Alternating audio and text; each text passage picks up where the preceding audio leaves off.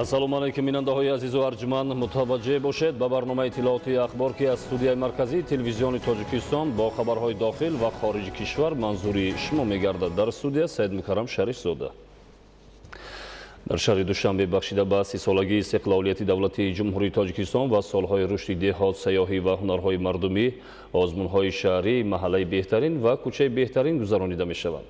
озмунҳои мазкур солҳои 2019, 2020, 2021 гузаронида шуда, ҳамасола дар арафаи таҷлили ҷашни истиқлолияти давлатӣ ҷамъбаст карда мешаванд.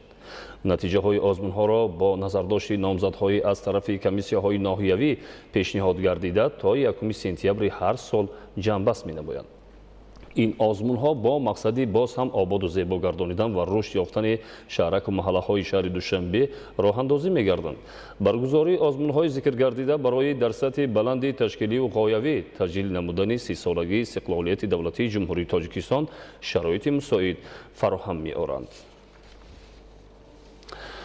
дар доираи тадбирҳои ободонӣ ба истиқболи 30-солагии истиқлолияти давлатӣ дар ноҳияи шаҳри Нав бунёду навсозии беш аз 200 иншоот пешбинӣ гардида то имрӯз 76 иншоот мавриди баҳрабардорӣ қарор дода шудааст.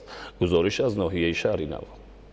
ба ифтихори сазовор таҷлил намудани ҷашни 30-солагии истиқлолияти давлатии Ҷумҳурии Тоҷикистон дар саросари мамлакат корҳои созандагию бунёдкорӣ идома доранд. аз ҷумла дар ноҳияи шаҳри Нав ба истиқболи фархундаи ин санаи таърихӣ 221 иншооти таъиноти гуногун ба нақша гирифта шудааст. аз иншооти пешбинишуда то имрӯз аллакай 68 адади он ба маблағи беш аз 9 миллион сомонӣ сохта ба истифода дода шуд ки дар таъсиси 578 ҷойи нави кори доимӣ замина гузошт. марҳила ба марҳила сохта ба истифода додани иншооти таъиноташон гуногун ба ободии марказ ва деҳоти ноҳия заминаи воқеӣ мегузорад. ифтитоҳи 8 иншооти нав аз ҷумла 2 маркази савдо, 2 корхонаи истеҳсоли маҳсулоти сохтмонӣ, корхонаи кулолгарӣ ва аз таъмири асосӣ баровардани муассисаи таҳсилоти миёнаи умумии рақами 15 ба таъсиси зиёда аз 60 ҷойи кори доимӣ замина гузошт. марказҳои савдо, толори варзишии муассисаи таҳсилоти миёнаи умумии рақами 15, корхонаҳои истеҳсоли маҳсулоти сохтмонӣ ва кулолгарӣ аз тарафи соҳибкорону шахсони хайрхоҳ сохта шуда, ин иқдоми наҷиб нишона аз дастгирии сиёсати созандаи роҳбарияти давлату ҳукумати Ҷумҳурии Тоҷикистон мебошад. дар маркази савдои иқбол ба ғайр аз фурӯшгоҳ дар таҳхонаи он коргоҳи дару тирезаҳои пластикӣ бароҳ монда шудааст ки маҳсулоти истеҳсолнамудаи онҳо аллакай харидорони худро пайдо карданд. маҳсулоти истеҳсолнамудаи корхонаҳои навтаъсис дар сохтмони биноҳо, роҳҳо ва дигар иншоот истифода бурда мешаванд. чанде пеш чунин маҳсулотро бинокорону роҳсозони ноҳия аз дигар шаҳру ноҳияҳои кишвар дастрас мекарданд ки арзиши маҳсулоти мазкур нисбат ба нархи ин корхонаҳо гарон буд. дар баробари аз таъмири асосӣ баровардани муассисаи таҳсилоти миёнаи умумии рақами 15 ҳамзамон иловатан дар назди он як толори барҳавои варзишӣ сохта ба истифода дода шуд ки бо таҷҳизотҳои зарурӣ таъмин мебошад.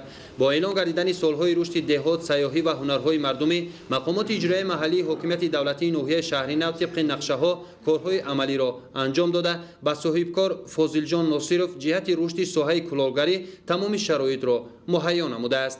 имрӯз дар коргоҳи кулолгарии ноҳияи шаҳри Нав 15 нафар занони маҳаллӣ ки то имрӯз бекор буданд бо кори доимӣ ҷалб гардида, ғайр аз ин мактаббачаҳо низ ин соҳаро меомӯзанд.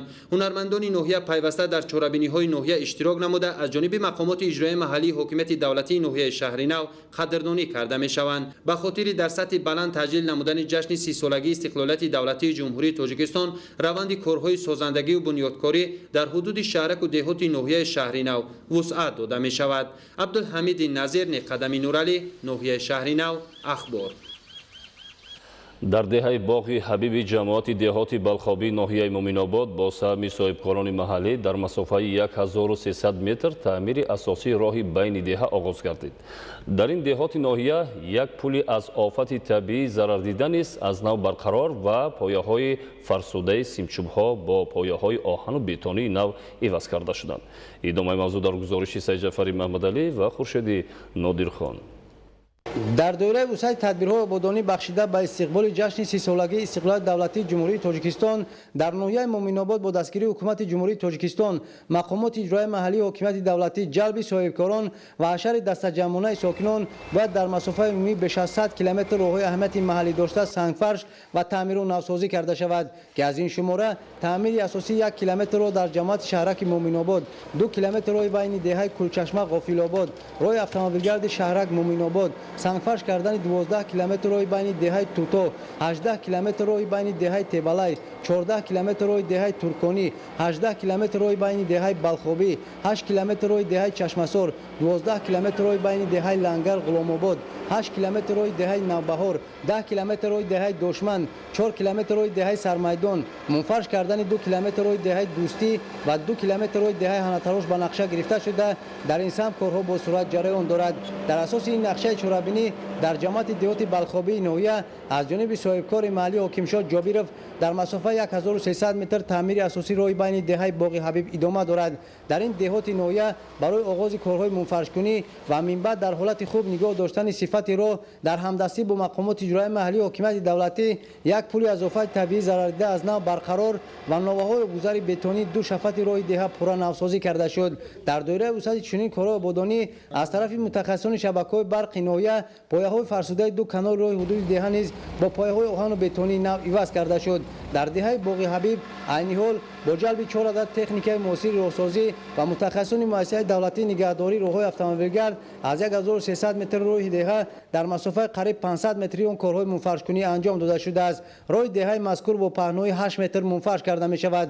тавре масъулин иброз доштанд бояд 800 метри роҳи боқимондаи деҳа низ бо корҳои чароғонкунӣ мунфарш карда шавад. дар ин деҳа ки сокинон солиёни зиёд аз набудани чунин роҳ танқисӣ мекашиданд, ин мушкилот бо иқдоми соҳибкорони маҳаллӣ роҳи ҳалли хешро пайдо намуд. бо мақсади рафъи ин гуна мушкилот имрӯзҳо дар деҳаи Сармайдони ҷамоати деҳоти деҳбаланди ноҳия низ навсозии роҳҳои аҳамияти идомаи ахбор. бо гармӣ аз меъёри зиёди ҳаво талабот ба обозӣ зиёд мегардад. шиноварӣ дар маконҳои мамнӯъ аз ҷумла каналу дарёҳо бештари маврид боиси рух додани ҳолатҳои ногувор мегардад. давоми як моҳи охир ҳалокати 50 нафар ҳангоми обозӣ дар каналу дарёҳо ба қайд гирифта шудааст, ки аз ин шумора 23 нафарашонро кӯдакон ва наврасони то 17 сола ташкил медиҳад. зоишои Тағоимурод мавзӯъро идома медиҳад. дар каналу дарёҳо ғарқ шудани ноболиғону калонсолон ҳолати ташвишовару нигаронкунанда аст. дар ин ҷойҳо обозӣ кардани ноболиғону калонсолон қатъиян манъ аст, зеро маҷрои об тез ва хатарнокии он зиёд аст. ҳамон тавре ки мушоҳида мешавад, кӯдакону наврасон ва калонсолон низ дар оби равон бе ягон тарс обозӣ менамоянд. ҳангоми истироҳат намудан дар назди обандборҳо ва махсусан дар дохили онҳо тамоми қоидаҳои бехатариро бояд ки риоя намуд, чун омор нишон медиҳад аз 1 июн то ба имрӯз дар обандборҳои ҷумҳурии Тоҷикистон ҳангоми риоя накардани қоидаҳои бехатарӣ 50 нафар шаҳрвандони мо ба ҳалокат расиданд, ки аз ин теъдод 23 нафарашон кӯдак ва наврас то синни 17 сола мебошад. дар баробари ноболиғон калонсолон ҳам дар кӯлу дарёҳо ва каналҳо аз сабаби беэҳтиётӣ ва мадҳушӣ ғарқ шуда ҷони худро аз даст медиҳанд. тибқи иттилоъ дар соли 2018 дар сартосари ҷумҳурӣ 140 нафар дар дарёҳо, кӯлҳо, ҷойҳои мамнӯъ ҳангоми обозӣ ғарқ шуда ҷон бохтаанд. дар мадди аввал беаҳамиятии падару модарон, яъне беназоратии онҳо мебошад нисбати фарзандони худ ва дар байни калонсолон ғарқшавӣ сабаби асосияш ин риоя накардани албатта қоидаҳои бехатарӣ ва дар он ҷойҳое ки мамнӯъ аст барои обозӣ ба шиноварӣ машғулшавии онҳо. дар бисёр ҳолатҳо падару модарони ноболиғон нисбат ба ин масъалаи хатарнок умуман бетарафӣ намуда кӯдакони худро назорат намекунанд, ки ин ҳолат бо фоҷиа анҷом меёбад. шумораи зиёде ки ғарқ шудаанд, ин рост меояд ба худи вилояти Суғд аз сабаби оне ки дар он ҷо обандбор зиёд аст ва бештар аҳолии ҷумҳурӣ кӯшиш менамоянд ки ба вилояти Суғд сафар намуда дар он ҷо истироҳат кунанд. ман ба онҳое ки дар Душанбенка ё обое ки чиркину ифлос аст ва ё обозӣ мекунанд, ҳамин ҷа биан обозӣ кунанд, ки инҷа ҳамаш тоза озода ва одамое ҳаст ки онҳо дар обозиро нишон метиҳанд. дар пойтахти мамлакат, шаҳри Душанбе ва дигар навоҳии мамлакат чунин марказҳои хизматрасонӣ барои омӯзиши шиноварӣ ва фароғати мавсимии кӯдакону сокинон мавҷуданд ва волидайн бояд барои ҷалби фарзандони худ ба ин гуна марказҳои фароғатию омӯзишӣ беаҳамиятӣ зоҳир накунанд.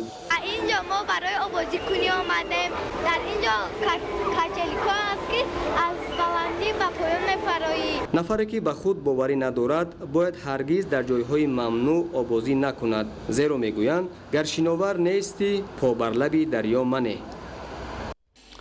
тамошобинони азизу арҷманд, ин буд барномаи иттилоотии ахбор. хайр, тансияту хонобод бошед. бо барномаҳои телевизиони Тоҷикистон бимонед.